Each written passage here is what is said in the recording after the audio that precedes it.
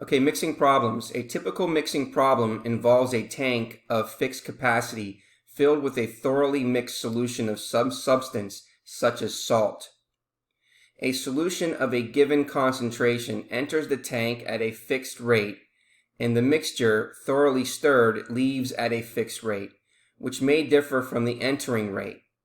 If y of t denotes the amount of substance in the tank at time t, then y prime of t is the rate at which the substance is being added minus the rate at which it is being removed.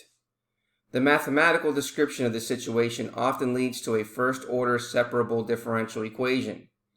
We can use the same type of reasoning to model a variety of phenomena: chemical reactions, discharge of pollutants into a lake, injection of a drug into the bloodstream.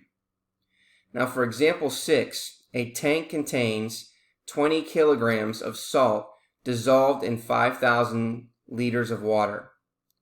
Brine that contains 0.03 kilograms of salt per liter of water enters the tank at a rate of 25 liters per minute. The solution is kept thoroughly mixed and drains from the tank at the same rate. So how much salt remains in a tank after a half an hour? So we're going to let y of t be the amount of salt in kilograms after t minutes. So we are given that y of 0 is equal to 20, and we want to find y of 30.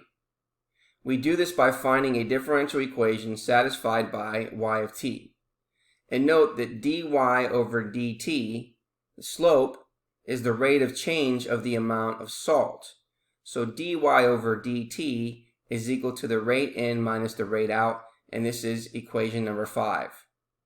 Now, dy over dt, when you look at rate in minus rate out, is where the rate in is the rate at which salt enters the tank, and rate out is the rate at which salt leaves the tank.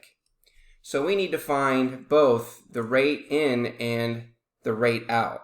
So to find the rate in, we're going to take our 0.03 kilograms per liter and multiply it by 25 liters per minute, canceling out the liters. And we end up getting 0.75 kilograms per minute.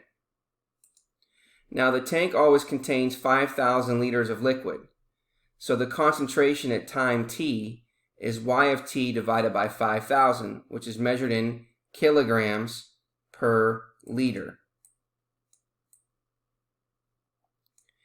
And since brine flows out at a rate of 25 liters per minute, then we can multiply that by 25 liters per minute, and again eliminating the liters unit, which gives us y of t kilograms over 200 minutes. So now we have matching units, and then we're going to substitute this into our equation 5.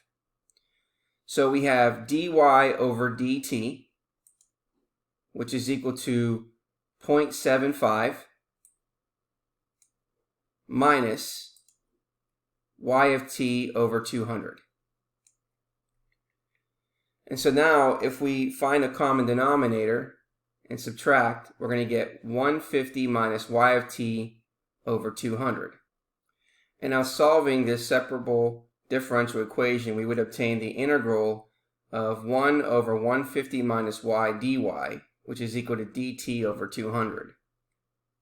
So we would end up with the negative natural log of the absolute value of 150 minus y, which is equal to t over 200 plus c. So now if we use our initial condition, where we have y of 0, which is equal to 20, we're going to plug that in. So we're going to have the natural log of the absolute value of 150 minus 20, which is equal to 0 over 200 plus c, which would eventually give us the natural log of 130, which is equal to c. So now we know what c is equal to, and c is going to equal negative natural log of 130, and we're going to substitute it back into the differential equation. So we know what c is, and we're going to plug that into our value of c.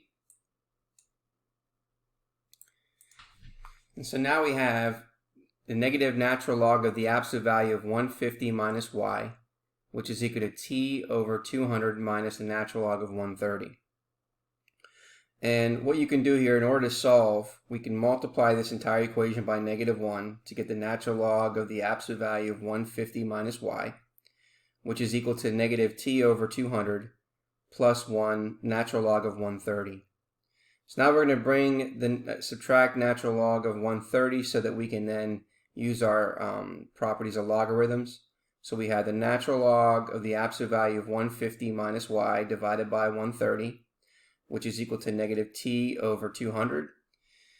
And then since the base is e and the exponent on that base is negative t over 200, so it's e to the negative t over 200, which is equal to 150 minus y over 130.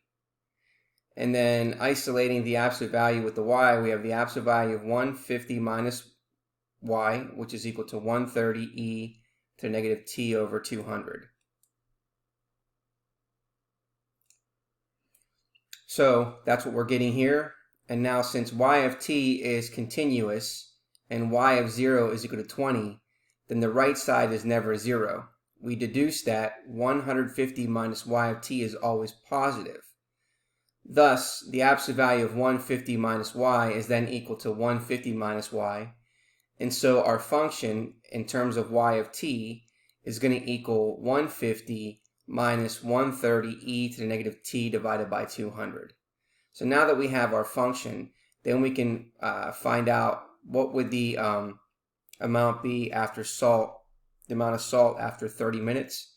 So y of 30 is going to equal 150 minus 130, which is equal to negative 30 divided by 200, which is approximately 38.1 kilograms. And if you take a look at the figure 10 here, it says it shows the graph of the function y of t of example 6. And notice that as time goes by, the amount of salt approaches 150 kilograms.